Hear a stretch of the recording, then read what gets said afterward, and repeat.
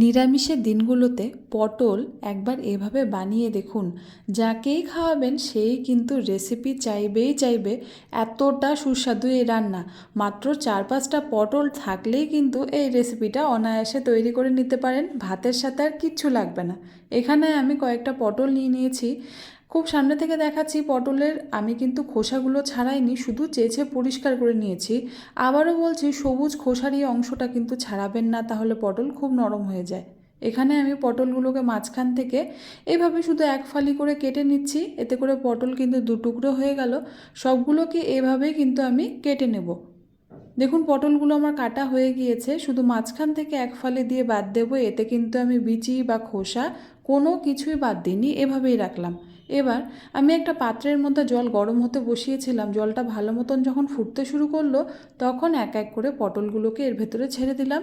সামান্য পরিমাণে একটু লবণ দিয়ে দিলাম, দিয়ে এবার ফুটতে বসিয়ে দিলাম।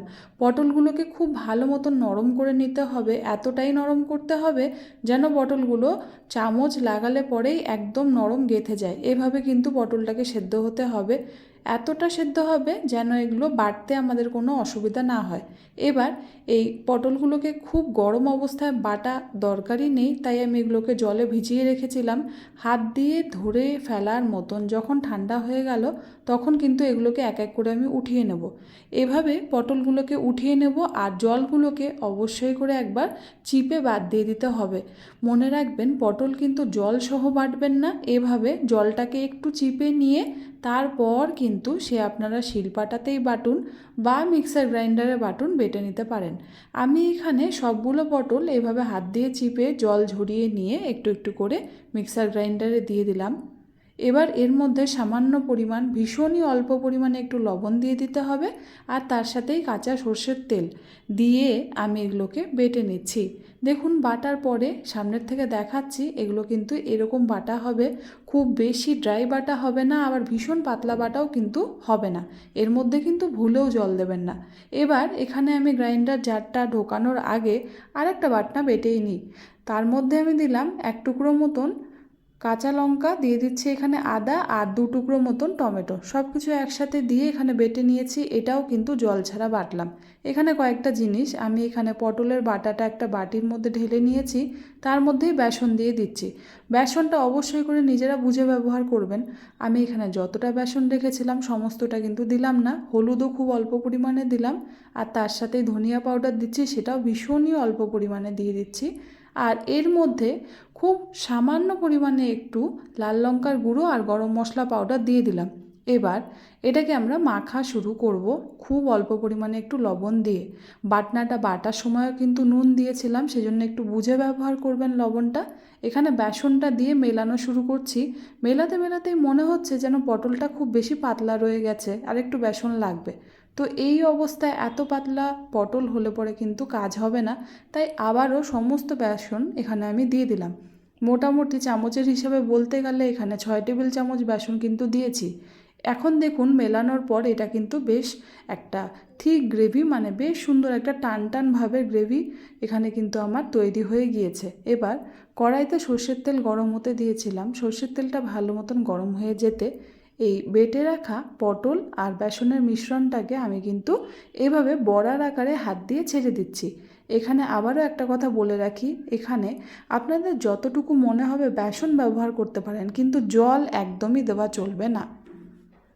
জল দিলে কিন্তু এই বড়াটা একদম তৈরি হবে না, ভীষণ পাতলা হয়ে যাবে। পরে কিন্তু আমাকে বকাবকি একদমই করবেন না যে এই রেসিপি দেখে যেটা তৈরি করলাম সেটা তো হলো না।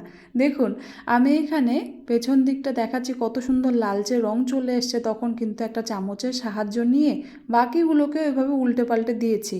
খুব সুন্দর মুচমুচে খাস্তা একটা পকোড়া কিন্তু তৈরি হয়ে গিয়েছে।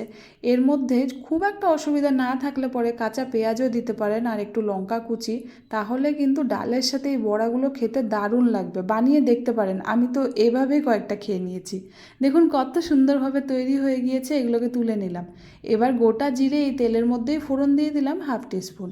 তার সাথে একটা শুকনো লঙ্কা, একটা তেজপাতা আর সামান্য পরিমাণে একটু চিনি দিলাম। চিনিটা অবশ্যই দেওয়ার চেষ্টা করবেন, না হলে কিন্তু এরপরে রান্নাটায় স্বাদ হবে না।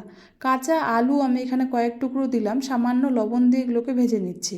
যেহেতু চিনি দিয়েছিলাম তাই আলুর রঙগুলো ভাজতে ভাজতে ভারী সুন্দর লালচে হয়ে গিয়েছে। এখনও কিন্তু হলুদ দিইনি। এর মধ্যে টমেটো বাটাটা দিয়ে দিলাম, তার সাথে হলুদ গুঁড়ো দিলাম 1/2 টিস্পুন, আর দিয়ে দিলাম এখানে জিরা পাউডার 1 টেবিল চামচ, আর রঙের জন্য দিয়ে দিচ্ছি কাশ্মীরি লাল লঙ্কার গুঁড়ো, এটা গেল এখানে 1/2 টেবিল চামচ। সব কিছু দিয়ে একসাথেই আমি একটু জলও দিয়ে দিলাম। এবার মশলাগুলোকে ভালো মতন কষিয়ে নিতে হবে। যেহেতু গুঁড়ো মশলা রয়েছে তাই জল দিয়ে ভালো মতন কষিয়ে নিলে মশলার গন্ধটা একদমই থাকবে না। আমি এখানে 2 মিনিটের জন্য ঢাকা চাপা দিয়ে হতে দিলাম। এবার দেখুন মশলাটা কিন্তু বেশ সুন্দর জল শুকিয়ে গিয়েছে। কতটা জল দিয়েছিলাম এখানে দেখতেই পাচ্ছেন কতটুকু রয়ে গেছে। এবার ভেজে রাখা বড়াগুলোকেও আমি কিন্তু এই মশলার মধ্যে দিয়ে দিলাম। এখনই এর মধ্যে জল দেবেন না, আগে বড়ার সাথে সাথেই মশলাটাকে ভালো মতন কষিয়ে নিতে হবে।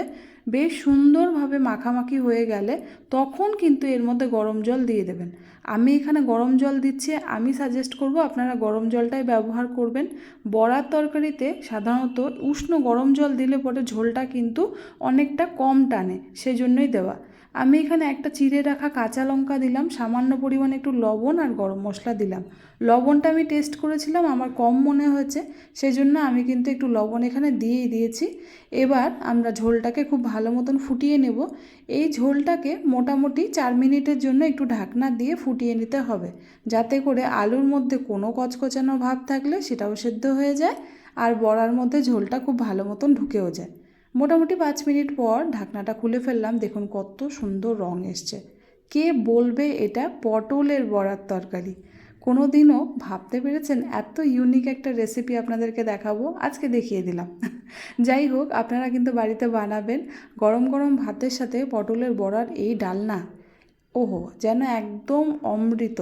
খেয়ে বলবেন আমাকে কেমন লাগলো। আর যেটা বললাম, খুব অসুবিধা না থাকলে আপনারা কিন্তু বড়াটা তৈরি করার সময় একটু কাঁচা পেঁয়াজ কাঁচা লঙ্কা দিয়ে দিতে পারেন, এতে করে কিন্তু বড়ার স্বাদ আরও অনেক গুণে বেড়ে যাবে। আমি না হয় আরেকদিন এর একটা আমিষ রেসিপি আপনাদের সাথে ভাগ করে নেব।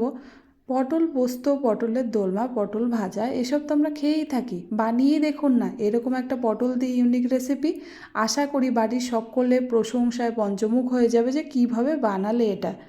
আর যদি রেসিপিটা ভালো লেগে থাকে বন্ধুরা, তাহলে সকলের কাছে একটা অনুরোধ, আপনারা সকলেই জানেন, আমার ভিডিওটা একবার লাইক করে দেবেন। তার সাথে সাথে আপনাদের একটা কমেন্টস কিন্তু আমি চাই। আর সব থেকে বড় কাজ যেটা, সেটা হচ্ছে সাবস্ক্রাইব করে দিতে হবে। ডান দিকে থাকা রেড সাবস্ক্রাইব বাটনটাকে অবশ্যই করে একবার প্রেস করে দেবেন বন্ধুরা। তার সাথে সাথে বন্ধুদের সাথে এরকম ইউনিক রেসিপি না শেয়ার করলে কি শেয়ার করবেন? অবশ্যই করে একবার বন্ধুদের সাথে শেয়ার করে নেবেন। আর রেসিপিটা ভালো লাগলে অবশ্যই করে একবার সাবস্ক্রাইব কিন্তু করতেই হবে বন্ধুরা। আজকে নিচ্ছি বিদায়, ফিরে আসবো নতুন কোনো রেসিপি নিয়ে। আপনারা সকলে ভালো থাকবেন,